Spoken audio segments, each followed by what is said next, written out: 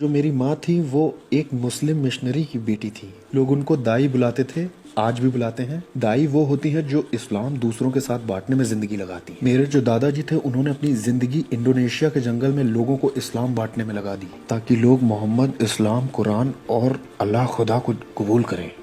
तो मेरी माँ भी एक डिवोट मुस्लिम मिशनरी की बेटी होने की वजह से, तो वो भी जब यूनाइटेड स्टेट्स में आई तो उन्होंने भी कोशिश की एक ऐसा परिवार बनाने की जो बहुत धार्मिक हो। वैसे ये भी बता दूं कि मेरी जो दादी थी वो भी एक मुस्लिम मिशनरी थी युगांडा में, जहाँ पे उनके भी जो वालिद थे वो एक फिजिशियन भी थे और एक मुस्लिम प्रीचर भी थे। कुछ इस तरह के लोग जिन्होंने इस्लाम प्रीच करने में अपनी जिंदगी लगा दी हो, और मेरी माँ की तरफ से ऐसी विरासत मुझे मिली है जो कि बहुत बहुत दीनदार थे। मैं 7 साल का था, मैंने अरबिक भाषा में कुरान के आखिरी के 7 चैप्टर से याद कर लिए थे। और ये कोई एबनॉर्मल बात नहीं है, ये तो आपको करना ही होता है।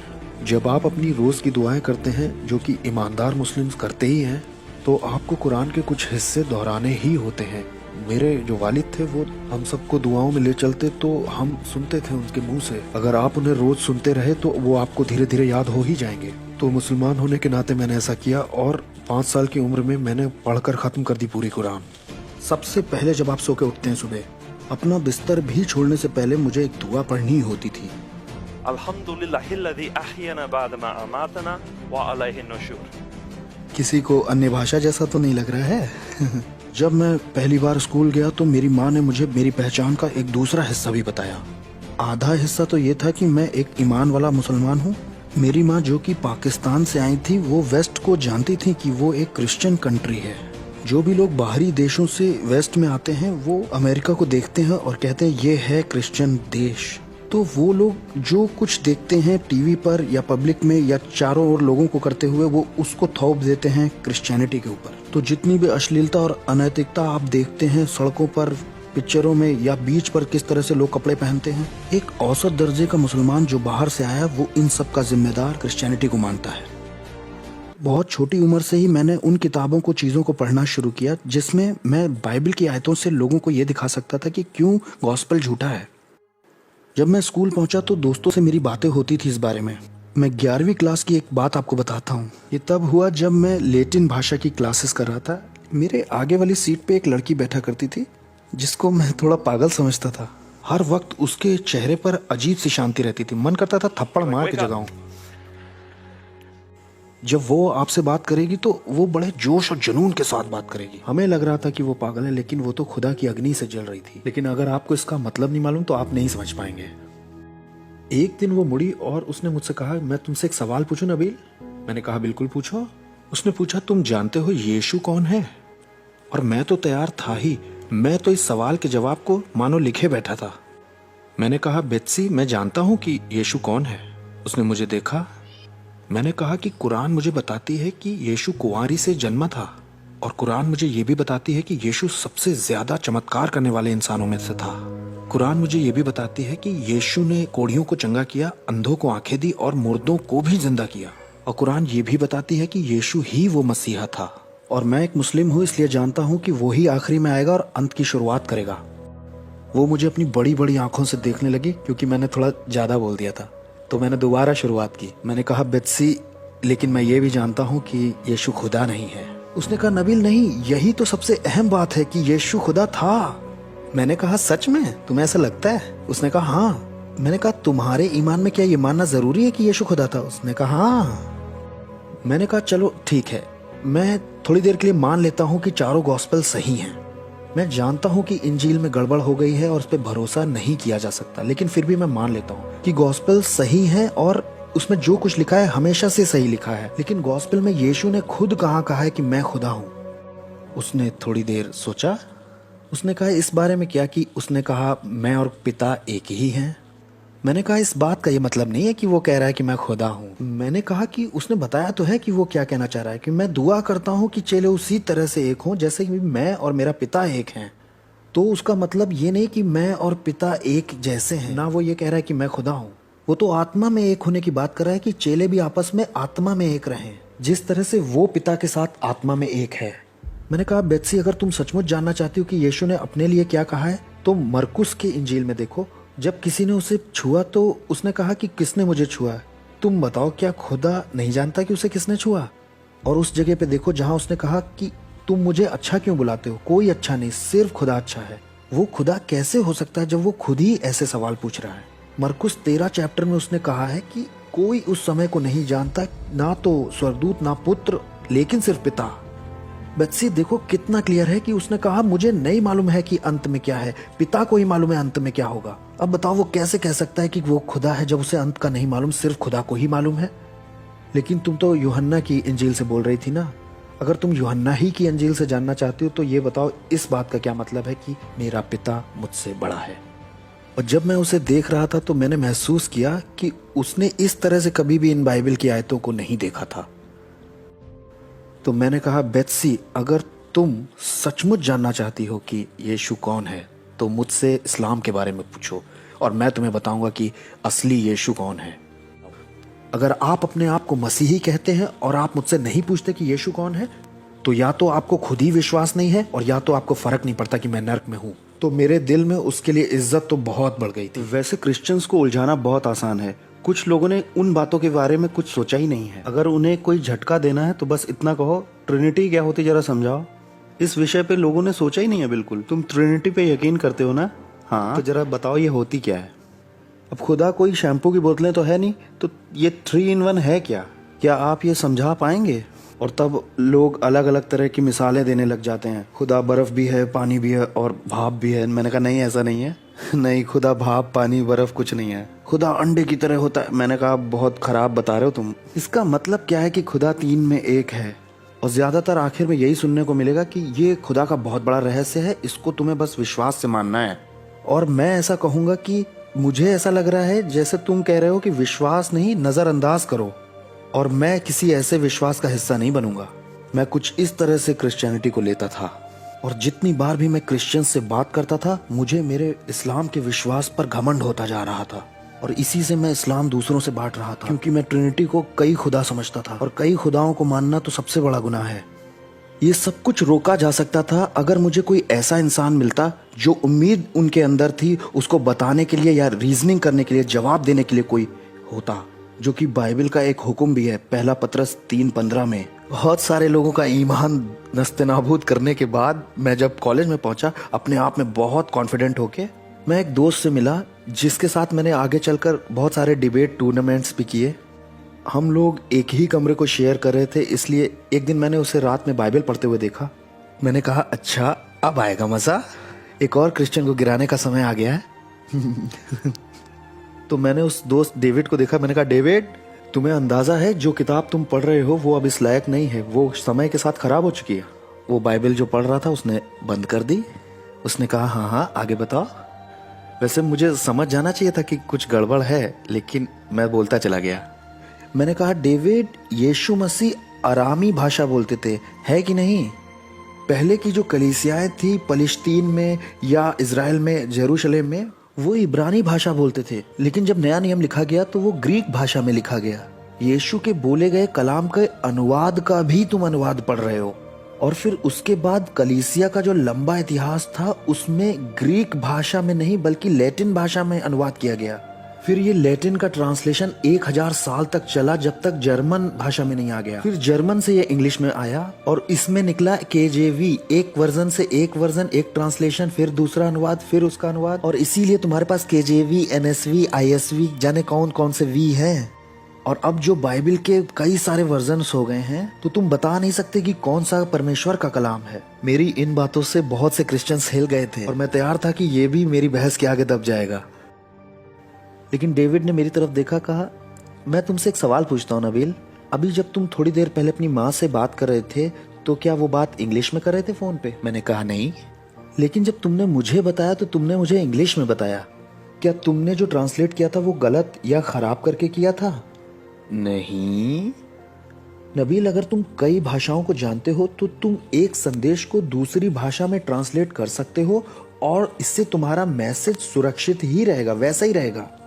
और ठीक ऐसा ही चेलों ने भी किया। जो भी भाषा यीशु ने बोली उन्होंने उसको ग्रीक में लिखा और उन ग्रीक भाषा के नया नियम अभिलेखों में से 6000 से ज्यादा कॉपीज हमारे पास आज हैं जो सुरक्षित हैं, वही सेम। नबील, अगर उनमें से एक भी हमारे पास ना होती तो भी हमारे पास लैटिन और सीरियाई भाषा के लगभग 10,000 से ज्यादा मैन्युस्क्रिप्ट्स हैं, वही जो ग्रीक में लिखे गए थे उनके। उसने कहा अगर इनमें से एक भी ना होता तो भी हमारे पास 30,000 कोटेशंस हैं अर्ली चर्च फादर्स के, जिनसे नया नियम कई बार फिर से बनाया जा सकता है एकदम सही। नबील, हमें बिल्कुल सही सही मालूम है कि नया नियम का संदेश क्या था। मैंने उसकी तरफ देखा, मैंने कहा डेविड तुम ये सब बना के बोल रहे हो ना? मैंने कहा मैंने दर्जनों क्रिश्चियन से बात की, किसी ने मुझे ये बातें नहीं बताई। उसने कहा तुम्हें लग रहा है कि मैं बना के बोल रहा हूँ? मैंने कहा हाँ तुम बना के बोल रहे हो, चलो तुम असली बात निकाल के ले आओ, मैं तैयार हूँ। और फिर उसी समय से मैं और डेविड बहस करने लगे इन बातों के ऊपर, लेकिन हम सच की खोज करना चाह रहे थे और हमने आर्ग्यूमेंट्स करना शुरू कर दिया और हमने क्लासेस भी साथ में करना शुरू कर दिया ताकि हम पीछे बैठ के खूब आर्ग्यूमेंट्स कर सकें। हम लोग एक दूसरे के घर पढ़ने के लिए जाते और वहाँ खूब आर्ग्यूमेंट्स करते थे और समय बीतता चला गया और सच की खोज में हम लोगों ने एक दूसरे के साथ इतना समय बिताया था कि हम बहुत अच्छे दोस्त बन गए। मैं उसकी शादी में दूल्हे के साथ वाला एक व्यक्ति भी बना। जब उसका पहला बच्चा हुआ तब भी मैं वहाँ था। उसके साथ समय बिताने की वजह से मैं उसके बहुत नज़दीक आ गया था, यहाँ तक कि मुझे विश्वास था कि वो मेरे लिए गोली भी खा सकता है। और तकरीबन 1 साल के बाद मैं इस नतीजे पे पहुंचा कि ठीक है, नए नियम के मैन्युस्क्रिप्ट्स पे भरोसा किया जा सकता है। मैंने कोई सुसमाचार पर विश्वास नहीं किया, सिर्फ मैन्युस्क्रिप्ट सही हैं इस बात में मुझे 1 साल लगा। जिस भी तरीके से वो नए नियम के अभिलेख लिखे गए और पुराने कलीसियाओं तक भेजे गए, ऐसा कोई इंसान नहीं जो उनको ऐसा कंट्रोल कर ले कि उन्हें एडिट भी कर दे और फिर आज उस चेंज को हम पकड़ भी ना पाए। किसी भी तरीके से ऐसा नहीं हो सकता था। आप कहते हो कि यीशु खुदा था, एक मुसलमान की नज़र में आप एक सबसे बड़ा गुनाह कर देते हो जिसे ब्लेस्फेमी कहते हैं। कुरान साफ कहता है चैप्टर 4:171 और चैप्टर 5:72 में, अगर तुमने ये माना कि यीशु खुदा है तो तुम नर्क में ही जाओगे। और इस बात में किसी तरह का कोई शक नहीं एक मुसलमान के नजरिए से। चैप्टर 5:116 आयत में दिखाया गया है कि यीशु अल्लाह से बात कर रहे हैं। हाँ, अल्लाह ने यीशु से कहा तुमने बोला कि मेरी इबादत करो। उसने कहा किसी सूरत में नहीं। क्या मेरे पास इतने अधिकार हैं कि मैं ऐसी बात कहूँ? तो ये सोच कि यीशु खुदा है इस्लाम का सबसे बड़ा गुनाह है। तो वो अपने खुदा का बचाव करते हैं जब वो कहते हैं कि यीशु खुदा किसी तरह से नहीं। जब मैंने ये जान लिया कि नया नियम भरोसेमंद है तो मेरे लिए अगला सवाल था, हाँ ठीक है, लेकिन यीशु ने उसमें कभी दावा नहीं किया कि मैं खुदा हूँ। लेकिन अब मैं और ज्यादा गहराई से पढ़ाई करने लग गया था और चीजों को समझने लग गया था। और डेविड ने मुझे जॉन की पत्री दी, कहा ये लो इसे पढ़ो। और जब मैं यूहन्ना की अंजील पढ़ रहा था तो मैंने पहले पन्ने की पहली आयत यीशु खुदा है पढ़ा। मुझे ज्यादा पढ़ना भी नहीं पड़ा। इब्तदा में कलाम था, कलाम खुदा के साथ था और कलाम ही खुदा था। और कलाम था क्या? 14वीं आयत, कलाम गोश्त बना और हमारे साथ रहा और हमने उसका जलाल देखा। मैं इन सब तरह की आयतों को देख रहा था और इनसे बचने की भी कोशिश कर रहा था क्योंकि बचपन से ही मुझे बताया गया था कि यीशु खुदा नहीं हो सकता। और अब तो मैं मान रहा था कि नया नियम सही है, तो ऐसा कैसे कह सकता है ये। और मैंने इसे ऐसे डिफेंड किया कि यीशु नहीं कह रहे कि मैं खुदा हूँ, ये तो लेखक जॉन कह रहा है। फिर मेरा ये रिस्पॉन्स था कि छोड़ो यूहन्ना की अंजील को, क्योंकि ये तो बहुत बाद में लिखा गया, इस पे भरोसा नहीं किया जा सकता।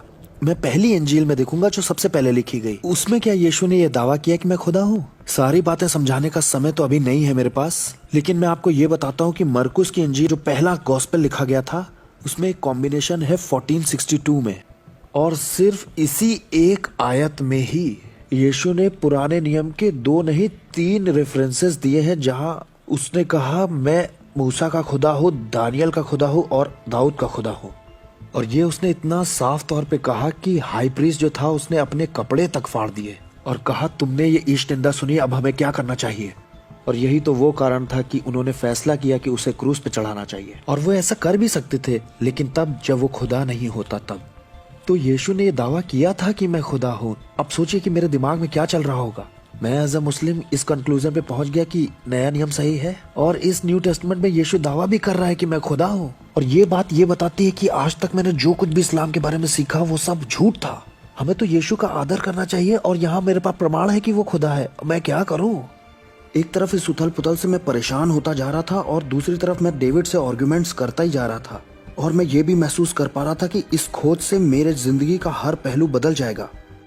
तो इस बीच में मैंने दुआ करना बहुत ज्यादा शुरू कर दिया। और इसी बीच में मैं डेविड के पास जाता हूँ और कहता हूँ कि डेविड मुझे कोई सॉलिड केस चाहिए, एक ठोस सबूत चाहिए इस बात का, जो कि एकदम सही रीजनिंग हो कि क्रिश्चियनिटी सच्ची है। क्रिश्चियंस तो बहुत सारी बातें मानते हैं, बहुत सारे डिनोमिनेशंस भी हैं, कोई ये मानता है कोई वो मानता है, लेकिन वो कौन सी बात है जो क्रिश्चियनिटी के अंदर सच है ये बताती है।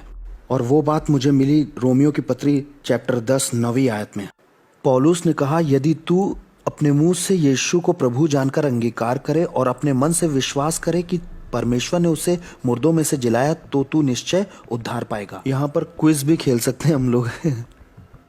मुंह से अंगीकार कर कि यीशु प्रभु है और खुदा ने उसे मरे हुओं में से तो तू उद्धार पाएगा। पहला उसका खुदा होना जरूरी है, दूसरा उसका क्रूस पर मरना जरूरी है, तीसरा उसका जिंदा होना जरूरी है, जिससे क्रिश्चियनिटी सच्ची हो जाएगी। वैसे ये बड़ा रोचक केस था। जब मैं इन सब बातों से जूझ रहा था उस वक्त मैं एक मेडिकल स्टूडेंट था जो कि 4थे साल में था। मेरा बहुत सारा समय वहां जाता था साइकाइट्रिक वार्ड में, मतलब मैं वहां काम करता था। जब मैं वहां पर काम कर रहा था तो वहां बहुत से लोग मेरे पास आते थे जो कहते थे कि भ्रम और सनक में कि नबील मैं खुदा हूँ, और मेरा उनको ये रिस्पॉन्स होता था, आओ तुम्हारे लिए हमारे पास अलग कमरा है, अंदर आओ जरा। तुम खुद को खुदा कहो, इसका मतलब तुम्हें इलाज की जरूरत है। और यही पहली सेंचुरी में भी था। किसी ने अगर खुदाई का दावा किया तो इसका मतलब वो पागल है। लेकिन अगर वो आदमी ये कहता है कि रुको, इंतजार करो और ध्यान देना कि मैं मार दिया जाऊंगा और मैं मरे हुए में से 3 दिन बाद जिंदा हो जाऊंगा और ये मेरा सबूत होगा तुमको कि मैं खुदा हूँ, और ये अगर बात है तो यही बात सबसे ज्यादा ध्यान देने वाली और देखने वाली है। दोबारा जिंदा होना ये साबित करता है कि यीशु खुदा था। कोई भी दावा कर सकता है कि मैं खुदा हूं, लेकिन जो मर के जिंदा होकर के दिखा रहा है तो ऐसे व्यक्ति पर तो जरूर विश्वास करना चाहिए। तो मैं उस केस को देख रहा था जिसमें यीशु ने खुदाई का दावा किया और क्रिश्चियनिटी खड़ी हो गई। वैसे डेविड और मेरी दोस्ती को 3 साल लगे थे इस मोड़ तक आने के लिए। ये कोई एक रात में होने वाले सवाल जवाब नहीं थे। जब डेविड और मैं बड़ी मर्दानी जगह से लौट रहे थे,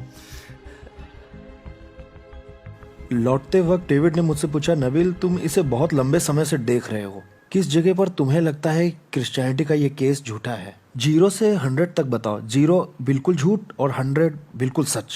तब बताओ क्रिश्चियनिटी का ये केस कहाँ है तुम्हारी नजर में? मैंने कहा, सारे क्राइटेरियाज को सोचने के बाद 99% यीशु क्रूस पर मारे गए थे। 90% श्योर हूँ कि उसने खुदाई का दावा किया। 90% कि वो मुर्दों में से जिया। डेविड 80 से 85%। और फिर जो स्मूदी उसने पी थी वो मुंह से बाहर निकलने वाली थी और बिल्कुल अच्छा नहीं था क्योंकि गाड़ी तो मेरी थी।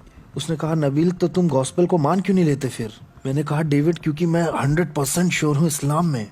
चाहे क्रिश्चियनिटी का केस 80 to 85% सही लग रहा हो, लेकिन इस्लाम का केस अभी भी बहुत मजबूत है। उसने मेरी तरफ देखा, कहा, नबील अभी तक तुमने इस्लाम के केस को क्रिटिकली नहीं देखा है। मैंने कहा, मुझे मालूम है। मैंने कहा, मैं पक्की तौर से जानता हूँ। मैं बचपन से इस्लाम के एविडेंस को सुनता आया हूँ, कुरान के एविडेंस को जानता हूँ। मैं पक्की तौर से कहता हूँ इस्लाम सच्चा है। उसने कहा, आओ इसका भी टेस्ट करते हैं, लेकिन सबसे क्रिटिकल चीज ये है, लेकिन इसका भी टेस्ट उसी डिग्री से किया जाएगा जैसे तुमने क्रिश्चियनिटी जांची। शर्त यह है कि तुम्हें ईमान के बिना इसे जांचना होगा और हिस्टोरिकल तौर पर जांचना होगा, और तब मुझे बताओ कि क्या नतीजा। और मैं तो बड़ा कॉन्फिडेंट था। मैंने कहा, ठीक है, नो प्रॉब्लम। और मैंने वो उसी लेवल से अविश्वास के साथ उसे जांचा। मैं थोड़े कम शब्दों में बता रहा हूँ, लेकिन मुझे ये पता चला, मिसाल के तौर पर यूहन्ना का जो गॉस्पेल है उसके बारे में मैं बहुत ज्यादा स्केप्टिकल हो रहा था, क्योंकि यहाँ पे मैं गलती ढूंढने वाले स्कॉलर्स के नजरिए से बता रहा हूँ, क्रिश्चियंस के तरीके से नहीं। ये बताते हैं 60 से 70 साल बाद यूहन्ना का गॉस्पेल लिखा गया यीशु की मृत्यु के। इसीलिए मैं भी क्रिटिकल हो रहा था यूहन्ना के गॉस्पेल के लिए। पहली बार जो मोहम्मद की जिंदगी के बारे में किसी ने लिखा है वो लिखा है 150 साल बाद मोहम्मद की मौत के। और जिस इंसान ने वो लिखा था वो किताब तो खो चुकी है। हमारे पास एक इंसान है जिसने उस किताब के कुछ हिस्से को बचा लिया था। उस इंसान ने ऐसा कहा है कि मैंने इस किताब का थोड़ा सा ही हिस्सा बचाया क्योंकि आगे का जो हिस्सा था वो सच नहीं लग रहा था। तो पहला जो एविडेंस था मोहम्मद के लाइफ का वो बहुत बहुत बाद में आता है यीशु का जो एविडेंस उसकी लाइफ के बारे में दिया है उससे। और जो इंसान उसे बचाता है वो क्लेम करता है कि ये अनरिलायबल लग रहा है। और मैंने शुरू कर दिया अगल बगल रख के कंपैरिजन करना। कुरान का क्या इतिहास है बाइबल के कंपैरिजन में, मोहम्मद की जिंदगी कैसी दिखाई दे रही है। मुझे तो बचपन से आज तक यही बताया गया कि मोहम्मद आज तक का सबसे ज्यादा अमेजिंग आदमी था। मुझे बताया गया कि वो सबसे अच्छा राजनेता था। मोहम्मद राजदूत भी था, बहुत अच्छा नीतियां बनाने वाला, एक बहुत अच्छा सेनापति भी था, एक बहुत अच्छा शौहर, औरतों के हक की लड़ाई लड़ने वाला और गरीबों का बचाने वाला। कुछ इस तरह का मोहम्मद मुसलमान देखते हैं और जब इज्जत करते हैं तो ऐसे मोहम्मद की इज्जत करते हैं, इतना बड़ा अजीम तरीन और ग्रेट आदमी मान के। जब मैंने इतिहास के सबूतों को उठाकर पढ़ा जो बाद में लिखे गए थे और सच नहीं लग रहे थे, वो वाले नहीं, जब मैंने देखा इतिहास में क्या कहा गया है, ये मोहम्मद जो इतिहास के पन्नों में दिया है वो बहुत अलग है उस मोहम्मद से जो मुसलमानों के दिलों में है। मैंने कहा मुझे इन दोनों में से किसी एक को ही मानना होगा। अगर मैं ईमानदारी बरतूं और डेविड के चैलेंज को सही से फॉलो करूं, हिस्ट्री के एविडेंस को क्रिटिकली देखूं, तो मुझे यकीन करना पड़ेगा कि मोहम्मद कुछ इस तरह का हुआ करता था, एक मार काट करने वाला। तो मैंने कहा कि ठीक है, मैं मोहम्मद पर भरोसा तो नहीं कर सकता, शायद मुझे कुरान के इंस्पिरेशन पर तकिया करना चाहिए। कि जब मैं बारीकी से जांच पड़ताल कर रहा था, वैसी ही सेम क्रिटिकल नजर जो मैंने क्रिश्चियनिटी के लिए रखी थी, तो इधर ये गिरना शुरू हो गया। अगर आप इस्तेमाल करते हैं ये सेम क्राइटेरिया किसी और दूसरे मजहब पर, इसी गलती निकालने वाले नजरिए के सेम लेवल से, दुनिया के किसी भी दूसरे मजहब से क्रिश्चियनिटी बहुत ऊपर आती है हर बार। तो मैं ये बात कर रहा हूँ कि ये बहुत बहुत ऊपर आती है। मैं आपको एक तरह का आइडिया दे रहा हूँ। मेरे दादा परदादा ने जो कुछ किया इस्लाम को प्रीच करने में, और जो इज्जत और घमंड कमाया हमारी कम्युनिटी में, अगर उनका पोता पड़पोता अगर क्रिश्चियनिटी को कबूल कर लेता है तो वो सारा मान सम्मान बराबर कर देगा जो उन्होंने कभी जिंदगी में कमाया था। और सिर्फ मैं ही नहीं, जो नीची नजर से देखा जाऊंगा, मेरा खानदान भी शर्म से देखा जाएगा। मेरा फैमिली, मेरे माँ बाप जिन्होंने जिंदगी लगा दी मुझे भरने में, अगर मैं क्रिश्चियन बन जाता हूँ तो मैं उन्हें शर्मिंदा करूंगा और उनकी इज्जत को मिट्टी में मिला दूंगा। उनकी भी जिंदगी बर्बाद हो जाएगी मेरे इस फैसले से। और इस तरह की बातें एक मुसलमान का एक क्रिश्चियन बनना बहुत मुश्किल कर देती हैं। और सबसे बढ़कर जिसे मजहब छोड़ने का गुनाह कहते हैं इस्लाम में, रिवाज क्या है ये बता रहा हूँ कि 4 जो सुन्नी इस्लाम के ट्रेडिशनल स्कूल्स हैं और 3 जो शिया इस्लाम के ट्रेडिशनल स्कूल हैं, वो ये पढ़ाते हैं कि अगर आपने इस्लाम छोड़ा तो आप मारे जा सकते हैं अलग हालात में। अपने घुटनों पर आ गया और खुदा से मैंने पूछना शुरू किया। रोज वाली दुआओं में, रोज की दुआओं के बाद मैंने खुदा से कहा, खुदा तू मुझ पर जाहिर कर अपने आप को। मैंने देखा है और मुझे ऐसा दिख रहा है कि इस्लाम सच्चा नहीं है, प्लीज मुझे माफ कीजिए ऐसा कहने के लिए। ऐसा लग रहा है क्रिश्चियनिटी सच्ची है, प्लीज मुझे माफ कीजिए ऐसा बोलने के लिए। क्या आप मुझे बता सकते हैं आप कौन हैं? तो मैंने खुदा से ड्रीम्स और विजन्स मांगे और तब मुझे एक विजन मिला 3 सपनों के अंदर। मैं दूसरे सपने के बारे में बात करूंगा क्योंकि वही सबसे पावरफुल था। मैंने क्लियर ड्रीम मांगा था और मुझे खुदा ने क्लियर ड्रीम दिया। वैसे बता दूं, मेरी दोस्ती को डेविड के साथ 4 साल बीत चुके थे जिसमें हम क्रिश्चियनिटी और इस्लाम पे बहस कर रहे थे। इस सपने में मैं एक पतले से दरवाजे की चौखट पे खड़ा हुआ था और ये दरवाजा सिर्फ मेरे बराबर चौड़ा और मेरे बराबर ही लंबा था। इसमें सामने की तरफ एक गहराई भी थी 5 से 7 फीट की लगभग। ये ईंटों का बना हुआ गोल गुम्बद जैसा रास्ते जैसा था और जब मैंने देखा तो वो एक दावत जैसा लग रहा था जिसपे गोल टेबल पर लोग बैठे हुए थे। दावत का खाना भी वहाँ लग चुका था, लोगों ने बहुत अच्छे कपड़े पहन रखे थे। ये शादी की दावत जैसी लग रही थी और लोग खाने ही जा रहे थे, लेकिन उन्होंने अभी शुरू नहीं किया था। वो इंतजार कर रहे थे कि मालिक आए या बोलने वाला आए और आ करके उस दावत को शुरू करे। और मैं उस कमरे में जाना चाह रहा था क्योंकि मैं जानता था कि ये कमरा हेवन है, लेकिन मैं अंदर नहीं जा सकता था क्योंकि दूसरे वाले हिस्से पर डेविड मेरा दोस्त बैठा हुआ था। वो मेरी तरफ नहीं देख रहा था, वो दूसरी तरफ हाथ हिला रहा था। उसने रास्ता ब्लॉक किया हुआ था और मैं उसको पार नहीं कर सकता था। अब मैं अपने सपने में उससे कहता हूँ कि मुझे लग रहा था कि हम दोनों साथ में खाने वाले हैं और उसने कहा, तुमने अभी तक जवाब ही नहीं दिया। उस सपने में मुझे पता था कि मुझे डेविड के इनविटेशन का जवाब देना था स्वर्ग के अंदर जाने के लिए। जहाँ मैं पगलाया मैं वो बताता हूँ। उठने के बाद मैंने डेविड को फोन किया। मैंने डेविड से पूछा, तुम्हें क्या लगता है इस सपने का क्या मतलब है? पहली बार मैंने किसी की आंखों को फोन पे घूमते हुए सुना। उसने कहा, नबील ये सपना बिल्कुल साफ है, मुझे जरूरत नहीं कि मैं तुम्हें इसका मतलब बताऊं, बस बाइबल में जाओ। मैंने कहा क्या मतलब? उसने कहा लूका 13 में देखो। वैसे डेविड को उसके स्क्रिप्चर्स पता थे, उसने मुझे एक बाइबल भी दी थी, स्टडी बाइबल थी वो। मैंने लूका 13 खोला, वहाँ बड़े बड़े शब्दों में लिखा था पतला दरवाजा। और जैसे ही मैंने उसे पढ़ा मेरे दिल ने धड़कन रोक दी, क्योंकि मेरे सपने में सबसे पावरफुल सिंबल तो वही था। और मैंने उसे पढ़ना शुरू किया। मैं छोटा करके बता रहा हूँ, वहाँ ये लिखा था, यीशु गांव-गांव नगर नगर होकर उपदेश करता हुआ जा रहा था। तब चेलों में से किसी ने पूछा, क्या उद्धार पाने वाले थोड़े ही होंगे? उसने उनसे कहा, उस पतले दरवाजे से अंदर जाने की पूरी कोशिश करो, क्योंकि बहुत से लोग कोशिश करेंगे लेकिन थोड़े ही जा सकेंगे। और तुम बहुत से लोगों को शादी की दावत में बैठे हुए जन्नत में देखोगे। अंदर जाने की पूरी कोशिश करो जब तक मालिक नहीं आ जाता और दरवाजा नहीं बंद करता। मैंने बाइबल का यह हिस्सा पहले कभी नहीं पढ़ा था और मैं समझ गया कि खुदा ने मुझे एक ख्वाब दिया है जिसमें मैं ही उस तमसील के बीच में खड़ा हूं। की तरफ देखा, कहा, खुदा अगर मैंने ये किया तो मुझे अपना परिवार छोड़ना पड़ेगा। मत्ती 10 की अगली आयत क्या कहती है, क्या आप जानते हैं? वो जो अपने माँ बाप को मुझसे ज्यादा मोहब्बत करता है वो मेरे लायक नहीं है। जब मैंने ये पढ़ा तो मैंने कहा, खुदा ये सिर्फ मेरे परिवार की ही बात नहीं है, ये मेरी पूरी जिंदगी की बात है। अगली आयत में लिखा था, वो जो अपना क्रूस उठाकर मेरे पीछे रोज न चले वो मेरे लायक नहीं है। जी हाँ, खुदा को मालूम है कि आपको क्या कीमत चुकानी पड़ेगी। मुसलमानों को क्या कीमत चुकानी, अगर आप सुन रहे तो आपको क्या कीमत चुकानी है। ये कोई नई कीमत नहीं है, शुरुआत में चेलों ने यह कीमत चुकाई थी। इस कीमत को चुकाने के लिए हम सबको तैयार रहना चाहिए, यीशु के पीछे चलने के लिए। और मैं अपने घुटनों पे आया और पता नहीं क्या दुआ की किसी ने मुझे पापियों वाली दुआ नहीं सिखाई थी, मेरी दुआ मुसलमानों जैसी ही थी। लेकिन मैंने कहा था, मालिक मैं ईमान करता हूँ कि तू यीशु है और मैं तुझे सबमिट करता हूँ और मैं आपको शुक्रिया कहता हूँ कि आपने मेरे पाप ले लिए क्रूस पर और मुर्दों से जिंदा हुए। मैं जिंदगी भर आपके पीछे चलना चाहता हूँ। जब मैंने देखा अपने वालिद को रोते हुए पहली बार जिंदगी में, मेरे वालिद ने 24 साल यूएस नेवी में काम किया है। मजबूती की असली मिसाल मेरे लिए मेरे वालिद हैं, मेरे सुपरमैन। वो बोले और उन्होंने इतना ही कहा, नबील आज मुझे ऐसा महसूस हो रहा है जैसे किसी ने मेरी रीढ़ की हड्डी बाहर निकाल दी हो। और मेरी माँ ने एक शब्द भी नहीं कहा। ये ऐसा है जैसे उस दिन तक उनकी आंखों में एक रोशनी दिखाई देती थी, लेकिन अब मैंने उसे बुझा दिया है।